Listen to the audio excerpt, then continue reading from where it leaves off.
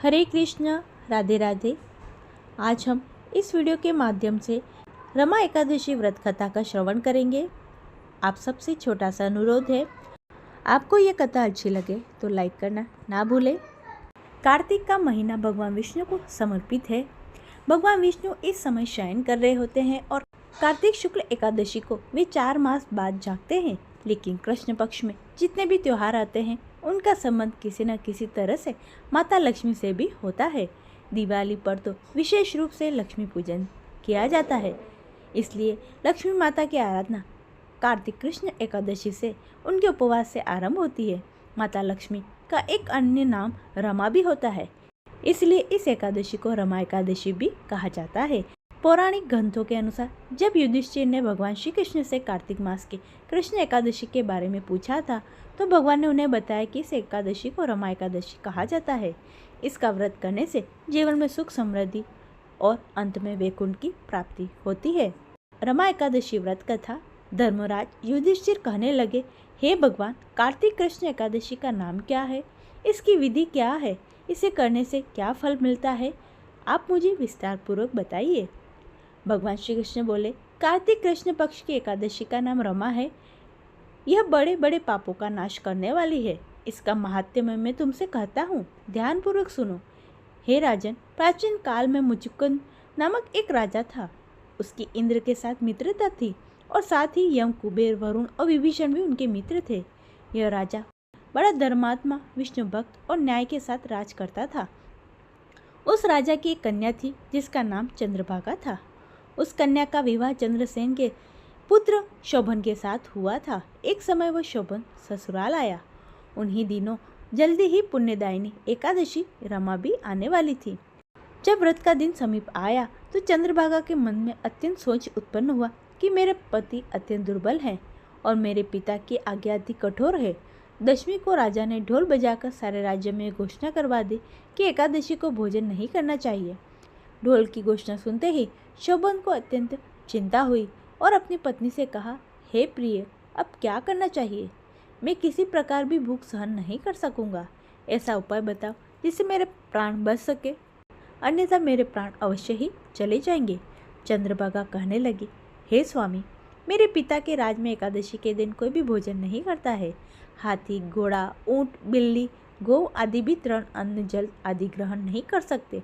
मनुष्य का तो कहना ही क्या। यदि आप भोजन करना चाहते हैं तो किसी दूसरे स्थान पर चले जाएं, क्योंकि यदि आप यहीं रहना चाहते हैं तो व्रत अवश्य करना पड़ेगा। ऐसा सुनकर शोभन कहने लगा, हे प्रिय, मैं अवश्य व्रत करूंगा। जो भाग्य में होगा वह देखा जाएगा। इस प्रकार से विचार कर शोभन ने व्रत रख लिया और वह भूख प्यास से अत्यंत पीड़ित हो कहने लगा, जब सूर्य नारायण अस्त हो गए और रात्रि जागरण का समय आया तो वैष्णवों को अत्यंत हर्ष देने वाला था, परंतु शोभन के लिए अत्यंत दुखदायी हुआ। प्रातःकाल होते ही शोभन के प्राण निकल गए। तब राजा ने सुगंधित काष्ठा से उसका दाह संस्कार करवाया, परंतु चंद्रभागा ने अपने पिता की आज्ञा से अपने शरीर को दग्ध नहीं किया और शोभन की अत्यंशी क्रिया के बाद अपने पिता के घर में ही रहने लगी। रमा एकादशी के प्रभाव से शोभन को मंदराचल पर्वत पर धन धान्य से युक्त और शत्रुओं से रहित एक सुंदर देवपुर प्राप्त हुआ। वह अत्यंत सुंदर रत्न, वैदुर्य मणि, जटिल स्वर्ण के खंभ पर निर्मित अनेक प्रकार के स्फटिक मणियों से सुशोभित भवन में बहुमूल्य वस्त्राभूषण, छत्र चवर से विभूषित, गंधर्व अप्सराओं से युक्त सिंहासन पर आरूढ़ ऐसा शोभायमान होता था मानो दूसरा इंद्र विराजमान हो। एक समय मुचुकुंद नगर में रहने वाले एक सोम शर्मा नामक ब्राह्मण तीर्थ यात्रा करता हुआ घूमता घूमता उधर जा निकला और उसने शोभन को पहचान लिया कि वह राजा का जमाई शोभन है। उसके निकट गया। शोभन भी उसे पहचान कर अपने आसन से उठकर उसके पास आया और प्राण मादी करके कुशल प्रश्न किया। ब्राह्मण ने कहा कि राजा मुचुकुंद और आपकी पत्नी कुशल से हैं। नगर में भी सब प्रकार से कुशल हैं, परंतु हे राजन, हमें आश्चर्य हो रहा है। आप अपना वृत्तांत कहिए। ऐसा सुंदर नगर न कभी देखा न सुना, आपको कैसे प्राप्त हुआ? तब शोभन बोला, कार्तिक कृष्ण की रमा एकादशी का व्रत करने से मुझे यह नगर प्राप्त हुआ है, परंतु यह अस्थिर है। यह स्थिर हो जाए ऐसा उपाय कीजिए। ब्राह्मण कहने लगा, हे राजन, यह स्थिर क्यों नहीं है और स्थिर कैसे हो सकता है? आप बताइए। फिर मैं अश्मेव वह उपाय करूँगा। मेरी बात को आप मिथ्या न समझिए। शोभन ने कहा कि मैंने इस व्रत को श्रद्धा रहित होकर किया है, अतः यह सब कुछ अस्थिर है। यदि आप मुचुकुंद की कन्या चंद्रभागा को यह सब वृत्तांत कहे, वह स्थिर हो सकता है। ऐसा सुनकर उस श्रेष्ठ ब्राह्मण ने अपने नगर लौटकर चंद्रभागा से सब वृत्तांत कह सुनाया।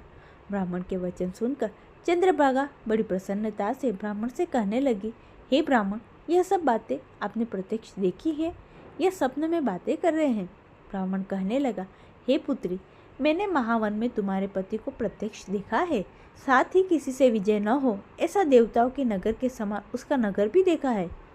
उन्होंने यह भी कहा कि वह स्थिर नहीं है, जिस प्रकार वह स्थिर रह सके सो उपाय करना चाहिए। चंद्रभागा कहने लगी, हे विप्र, तुम मुझे वहां ले जाओ। मुझे पतिदेव के दर्शन की तीव्र लालसा है। मैं अपने किए हुए उस पुण्य से उस नगर को स्थिर बना दूंगी। आप ऐसा कार्य कीजिए जिससे उनका हमारा संयोग हो, क्योंकि वियोगी को मिला देना महान पुण्य है। सोम शर्मा ये बात सुनकर चंद्रभागा को लेकर मंदराचल पर्वत के समीप वामदेव ऋषि के आश्रम पर गया। वामदेव जी ने सारी बात सुनकर वेद मंत्रों के उच्चारण से चंद्रभागा का अभिषेक कर दिया। तब ऋषि के मंत्र के प्रभाव और एकादशी के व्रत से चंद्रभागा का शरीर दिव्य हो गया और वह दिव्य गति को प्राप्त हुई। इसके बाद बड़ी प्रसन्नता के साथ अपने पति के निकट गई। अपनी प्रिय पत्नी को आते देख शोभन अति प्रसन्न हुआ और उसे बुलाकर अपनी बाई तरफ बिठा दिया। चंद्रभागा कहने लगी, हे प्राणनाथ, आप मेरे पुण्य को ग्रहण कीजिए। अपने पिता के घर जब मैं 8 वर्ष की थी, तब से विधिपूर्वक एकादशी के व्रत को श्रद्धापूर्वक करती आ रही हूँ। इस पुण्य के प्रताप से आपका यह नगर स्थिर हो जाएगा और समस्त कर्मों से युक्त होकर प्रलय के अंत तक रहेगा। इस प्रकार चंद्रभागा ने दिव्य आभूषणों और वस्तु से सुसज्जित होकर अपने पति के साथ आनंद पूर्वक रहने लगी। हे राजन, यह मैंने एकादशी का माहात्म्य में कहा है। जो मनुष्य इस व्रत को करते हैं उन्हें ब्रह्मादि हत्या का पाप नहीं लगता है, सारे पाप नष्ट हो जाते हैं। कृष्ण पक्ष और शुक्ल पक्ष दोनों की एकादशियाँ समान हैं, इनमें कोई भेदभाव नहीं है, दोनों समान फल देती हैं। जो मनुष्य इस माहात्म्यों को पढ़ता अथवा सुनता है वे समस्त पापों से छूटकर विष्णु लोक को प्राप्त होते हैं। बोलिए श्री विष्णु भगवान की जय, श्री एकादशी मैया की जय। ये थी रमा एकादशी से जुड़ी हुई संपूर्ण कथा। आशा करती हूँ आपको अच्छी लगी होगी। लक्ष्मी नारायण की कृपा आप सब पर बनी रहे। चैनल को सब्सक्राइब कर ले और कमेंट में जय श्री कृष्ण लिखना ना भूले। सभी भक्तों को प्रेम भरा राधे राधे।